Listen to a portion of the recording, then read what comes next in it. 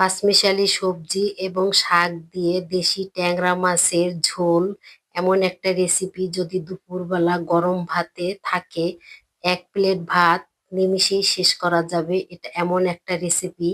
আসসালামু আলাইকুম ভাই বোনেরা, কেমন আছেন? আশা করি যে যেখান থেকে বসে এই ভিডিওটা দেখছেন সবাই অনেক বেশি ভালো আছেন। আলহামদুলিল্লাহ, আমরাও বেশ ভালো আছি। তা আমি ট্যাংরা মাছটাকে লবণ হলুদ মাখিয়ে ট্যাংরা মাছটাকে লালচে করে ভেজে নিয়েছি। এখন আমি কড়াইতে সয়াবিন তেল দিয়ে দিলাম পেঁয়াজ কুচি আর দুটা শুকনো মরিচ মাঝখানে কেটে দিয়ে দিলাম, আর দিয়ে দিব গোটা জিরা। তা এই রান্নাতে আমি আর কোনো জিরার গুঁড়া ব্যবহার করব না। তা দুঃখিত ভাই বোনেরা, মশলা দেওয়ার ভিডিওটা স্কিপ হয়ে গেছে। তা আমি এখানে মশলা ব্যবহার করেছি হলুদের গুঁড়ো 1/2 চামচ, মরিচের গুঁড়ো 1 চামচ, আর স্বাদ মতন লবণ, আর দিয়েছি রসুন বাটা। তাই পাঁচমিশালি সবজি দিয়ে আজকে এই রান্নাটা করব। এখানে আছে ফুলকপি, শালগম, গাজর, আলু, সিম, বেগুন। তা আমি এক এক করে যে সবজিটা সিদ্ধ হতে একটু সময় লাগে সেই সবজিগুলো আমি এক এক করে দিয়ে দিলাম। তা এখন আমি নেড়ে চেড়ে নিব, ভালো করে মশলার সাথে সবজিটাকে মিশিয়ে নিব। তা আমি মিশিয়ে নিয়েছি।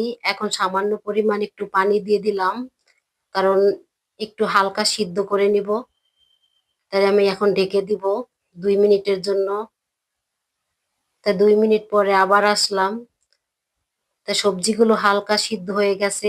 এখন আমি বাকি যে সবজিগুলো আছে সেগুলো দিয়ে দিব। তা এখানে বেগুন আর সিম,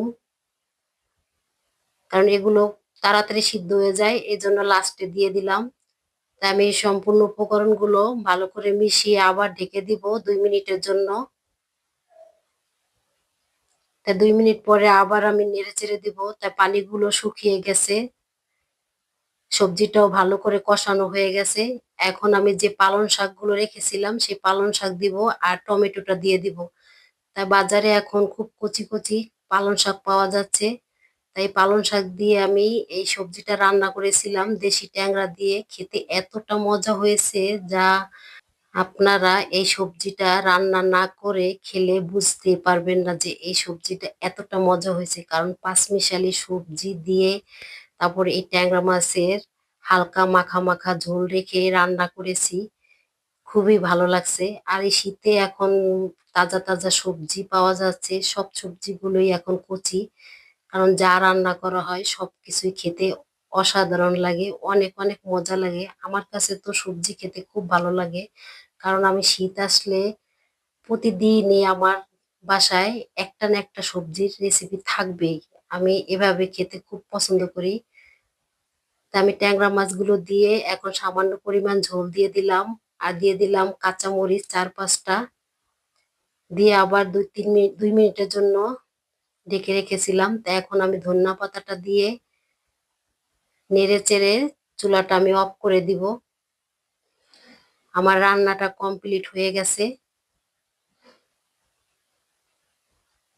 তা এভাবে এই শীতে পাঁচমিশালি সবজি দিয়ে এই ছোট মাছ দিয়ে রান্না করে খেয়ে দেখবেন, এতটা মজা। তা আমার এই রেসিপিটি যদি ভালো লেগে থাকে তাহলে আমার চ্যানেলটা সাবস্ক্রাইব করে আমার পাশে থেকে যাবেন।